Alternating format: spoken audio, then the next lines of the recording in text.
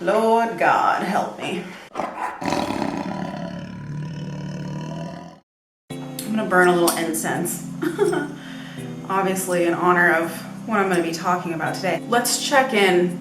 I've been doing this with myself a lot recently because, to be honest with you, my energy has been all over the place. I've been really tuning into my breath work, and if you want to join me, let's just do like a self check-in. Just getting grounded. Anyway, I hope that you're well. I hope that you doing that, just taking time to check in with yourself. It's huge. It's huge this time of year. I feel like everyone is just in such a forward momentum. Nobody's really taking a lot of time to just, like, this isn't the time of year where people are like, oh yeah, like take time for yourself, be patient. And I've just been trying to really enforce that in my own head because you know how it gets around this time of year, like everybody just wants to like go, go, go, go, go. Yeah, I hope that you took time to really check in with yourself. If you see all this smoke, ooh, it looks so cool, I think.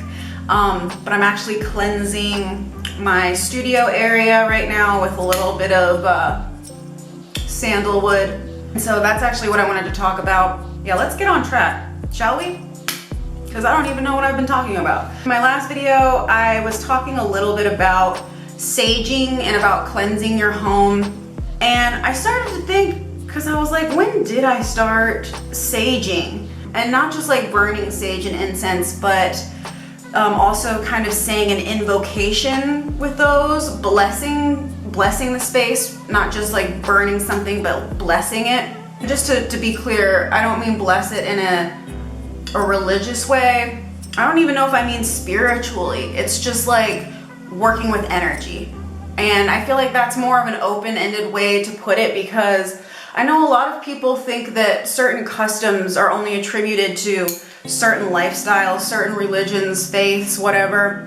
And I'm somebody who's open to all faiths and to all ways of thinking and all views of the world, as long as it's not harming people, obviously. I just always am careful to use the kind of language that's like, this is open, this is more about energy, it's not about a specific faith. So that's my disclaimer.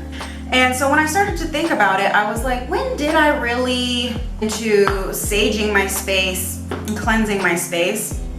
And I was like, oh yeah, it's when I lived in a haunted house. And so I thought I would just tell, because there's really not like a lot to tell about the story, but I just thought I would tell a little bit about that experience and how that led me into saging my home on a regular basis. And I mean, knock on wood, knock on all the wood in the world, knock on it.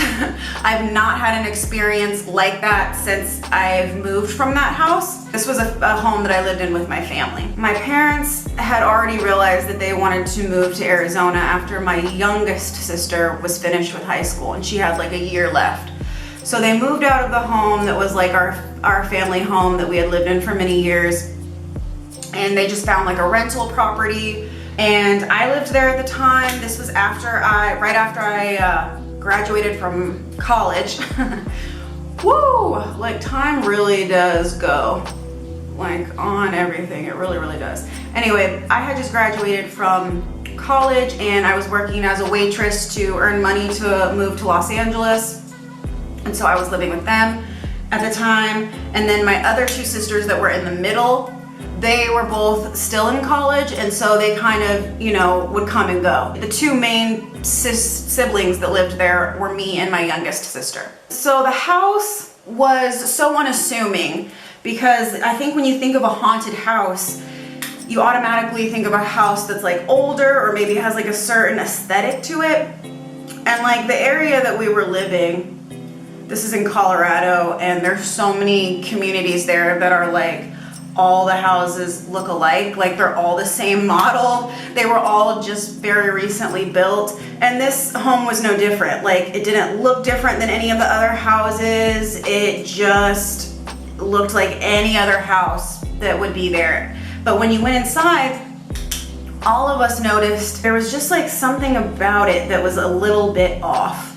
Very weird vibes. And you couldn't really explain it. Like that's the thing about it. Like to this day, when I think about it, it's like I can't put my finger on what was that thing that like just made you feel kind of like something in the milk ain't clean. I should preface this by saying I'm somebody who has always been very aware that there's a world around us, things around us that exist that we can't explain, that we can't always see, that sometimes we can feel. But the reason for this is the sister right after me, she's 2 years younger than me, she's had the gift of being able to see spirits. And she's had this gift since I can remember. Like, it's just always been a part of our lives. Like, when she was a very little girl and just started talking, she would, you know, not only tell me about the people that she would see, and I obviously couldn't see them, but, you know, she would also interact with like relatives that had passed away. Like, it's a different thing. Like, I know that some people don't believe in that kind of stuff and like would say, oh, well, she was making it up. But it's like, there's something about when like you know somebody that close, like they're your sister. I know when that girl is lying. Like, to this day, I know when she's lying.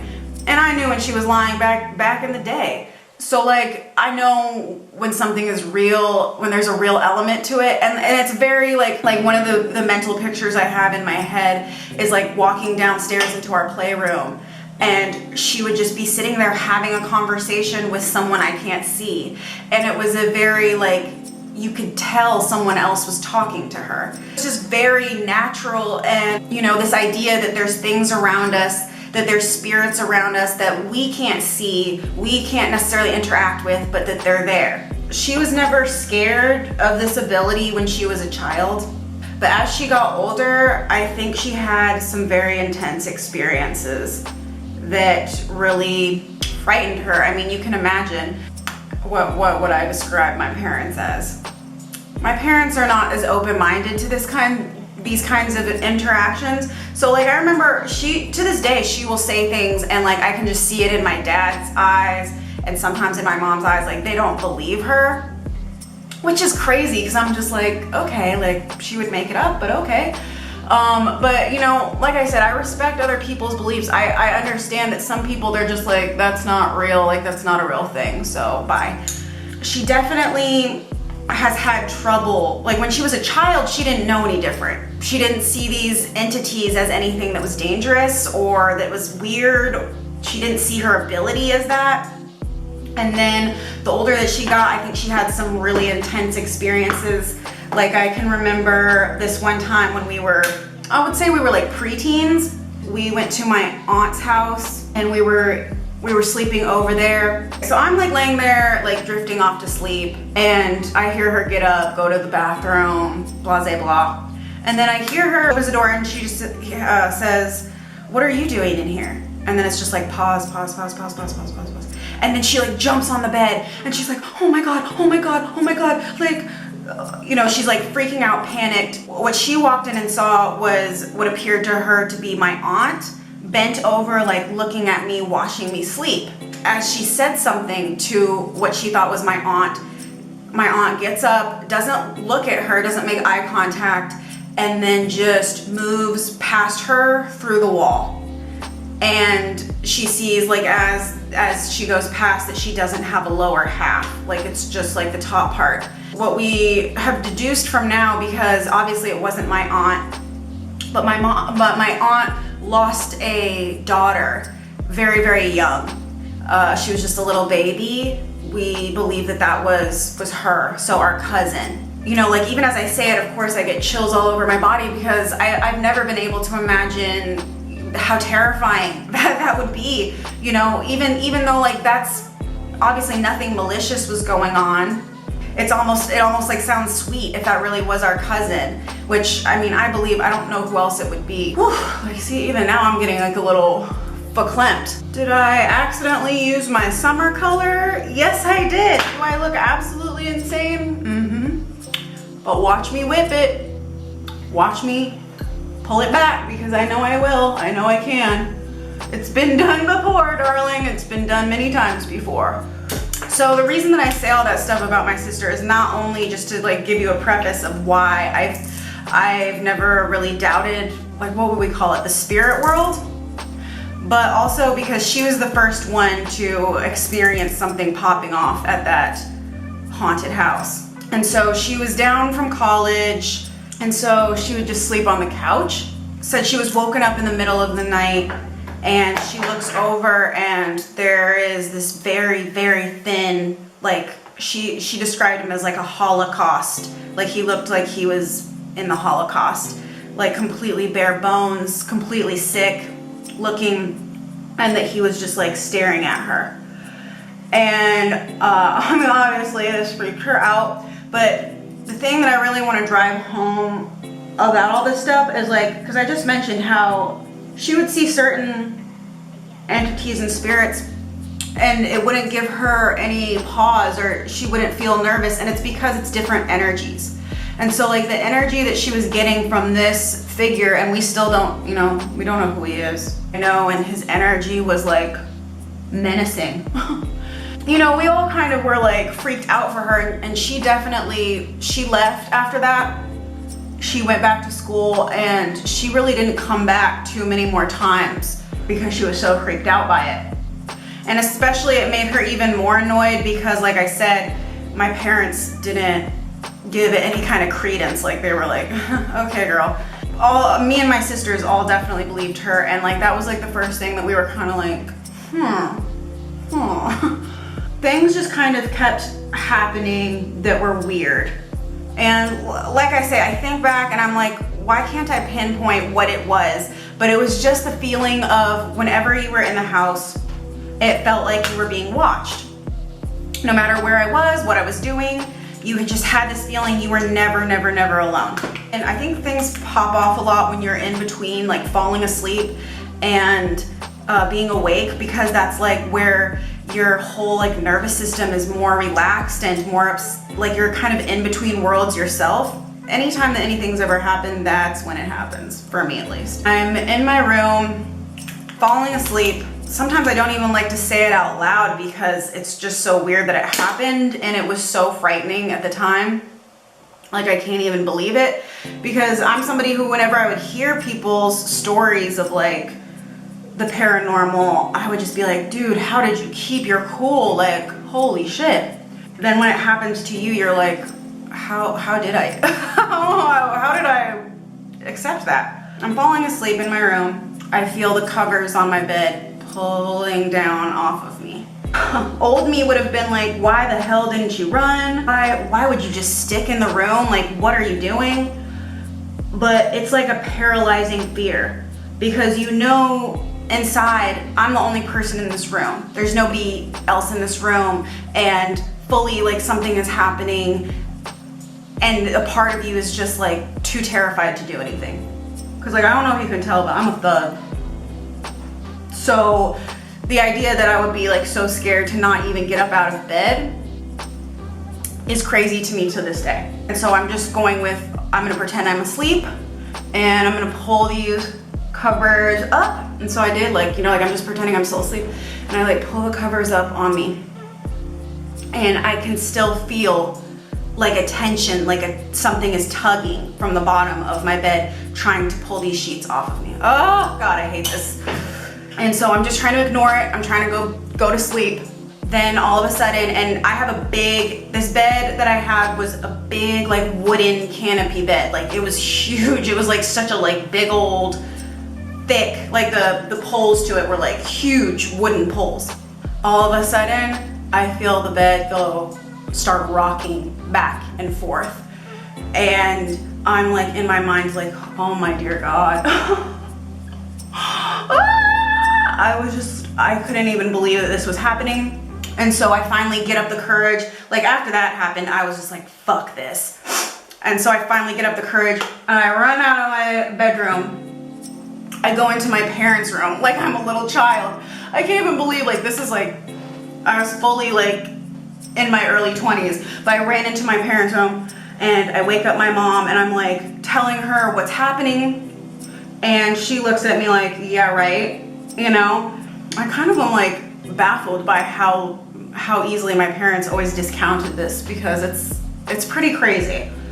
It's pretty crazy that they never sensed or experienced anything, but whatever. I explained it to her and she ends up going in there and sleeping with me that night. I don't even know how I went back into there. I think she kind of convinced me a little bit, because she was saying stuff to me like, oh, you know, like when I would get really upset when I was little, you know, I would think that I was like rocking back and forth, or like, I don't remember. She like gave me some story to be like, oh, like this is probably in your head, or you were in between a dream. I guess like obviously I would rather accept that that was what was happening than what really happened, but I mean, thinking about it now, like, no, that's not really something that you mistake happening. Especially like the covers, like it was just so like tangible, just laying there and feeling like the covers come off of me. Oh God, it was awful. So things like continued to kind of be weird. I don't think I ever slept alone after that. My boyfriend at the time, my husband now, he would come and stay over, and then I would sleep in my room. But when he wasn't there, I would sleep downstairs with my sister in her bedroom. She continued to have experiences. Like we all had these weird experiences, and you just don't ever feel alone, and you know that something is going on. You know something is up. We decided to have a psychic come over to the house, do a reading basically on what was happening. So he was somebody that we trusted. We knew he wasn't just gonna like make things up. I have to kind of like take this off because it's insane that, I started to break out in a sweat when I was telling that story, just because it's like, I still just can't believe. Of course, when he came over, immediately, he just would be like, oh yeah, there's a spirit there. Oh, yeah, there's one right there. And he would kind of like talk to them as he would go. And there was ones that were just there, that were just basically like kicking it, that were just hanging out, that were just kind of drawn to the house or whatever. And then there was ones there that were malicious. Crazy, because like two of the most prominent experiences I had is like, number one, the one that I told you about in my bedroom. And he was like, oh yeah, there's a demon in this closet that lives here. And he watches you and essentially wants to take advantage of you. Like when you're sleeping, that's what he's trying to do. This sent me. This disconnected me from reality. I was like, I didn't even know that that was possible, but cool. And the crazy thing that he also said, that my husband, back then boyfriend, that when he stays over and when he's in the bed with you, his energy is so strong that they can't mess with me.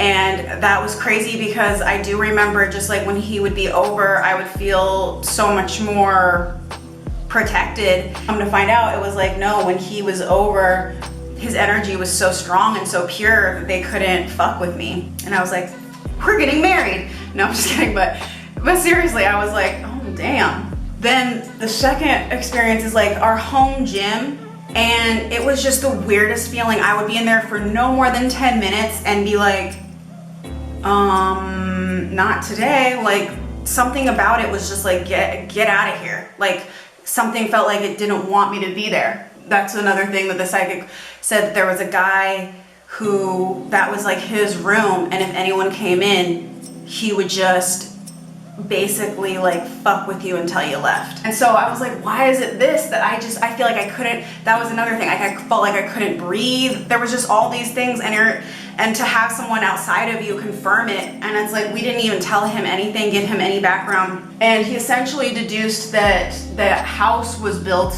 on a portal, where spirits were just constantly coming in and out of the house, different ones. Because we were all so sensitive, I obviously mentioned my sister's sensitivities. We all have different sensitivities. I've had like clairaudience since I was small, so like there's been times where I've heard things, I can't see it, but like where I've heard disembodied voices. I think that that's part of what drew these entities towards us and drew them to kind of mess with us. Basically, he went through the house and there wasn't a place, there wasn't a room, like there was spirits that sat on the stairway. They would walk in and out of walls, he said. They were just everywhere. Like this house was like a portal. Good to have that confirmation. I mean, not good in the sense that we're like, oh cool, we still have to live here, awesome. It's a very alarming experience, especially like when he told me that that entity that was living in my closet was essentially wishing me harm and trying to harm me. That's very alarming. And it's like I felt that energy, you know what I'm saying? That night that I had the covers pulled off. That was the most extreme. There was other times where it was like smaller things and feelings that I was just like, something is not right, something's bad here. So this basically brings me to why I started using sage. That was it. He suggested to get sage and to cleanse the space on a regular basis. And also, like he said, tell them to leave. If you don't want them here, this is your space, this is your dimension, this is your domain. You can fully tell them to leave. Like, your home is supposed to be your sanctuary, the place that you come for reprieve, that you're supposed to feel safe. The idea of not having control over that, or the idea of things within your home that just exist and you have no control, that's a really terrifying thought. As I mentioned before, like, I haven't had any issues since. And I think part of it is because of the sage and for like the specific ritual that I do, but also I listen to my energy so much more now. You heard me say that from the moment that we got into that house, we collectively, at least the sensitive ones, me and my sisters, not really my parents, but we really felt like something here isn't correct. Something doesn't feel quite right. And yet it's that feeling of just ignoring that and chalking it up to something else. Like, something that I say constantly is listen to yourself, listen to your own intuition. Our bodies are always talking to us.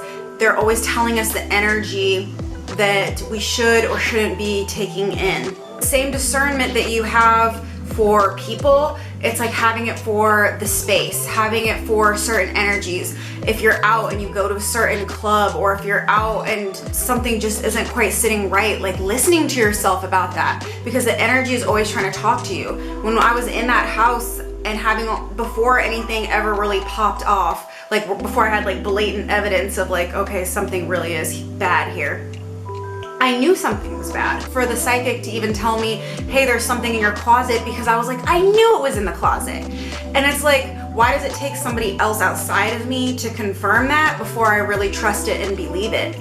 And everybody has these sensitivities and these powers. It's how much you want to tap into it. As I'm going to show you, I've got some sage here, and I keep it charging in this little, I believe this is an abalone shell, and I have all of these citrines. Citrine, that's one of my favorite gems. I love citrine, so I always keep those around, but it's sitting here charging. And what it made me realize when I finally did start to sage is that, no, like, I have dominion and I have control over the energy of this space. This space is mine. I have that power to clear it. I have the power to feel secure and safe in my home. What I do is I light, just kind of rotating it. And this is just regular white sage from California. A nice little white sage bundle. And I kind of get that smoke going. And then I just try to really tune into my body. Like, I really try to be very present within my body. So I use a feather and just coax that smoke forward. And what I say is never the same, but usually it's something along the lines of cleanse this space, cast any negative energy outside of this space. This is my home. I have dominion over the energies here. I reject any negativity. I reject any malice, any hatred. This is a home of love. This is a home of many light workers. Let only love flow through this home. Let only love and light flow through this home. If you are not filled with love and light, you must leave. Cleanse this energy, cleanse this energy. Cleanse this home. This is a home of love and light. So it's really just that simple. To me, it's mostly in the intention. And if you want to call in angels, or if you want to call in your ancestors, I definitely do both of those at times as well. You want to call in whatever God that you pray to, feel free to do it. It's totally your creation, and it's totally up to you what you want to say and what you want to put out there. But as long as it's centered in love energy, then you really won't go wrong. So I hope that this was so helpful. I'm sending you all the love and all of the light. Please be well. Please continue to check in with yourself and make sure that you are well. Other than that, happy saging. Love and light. Bye, bye, bye. Ta-ta.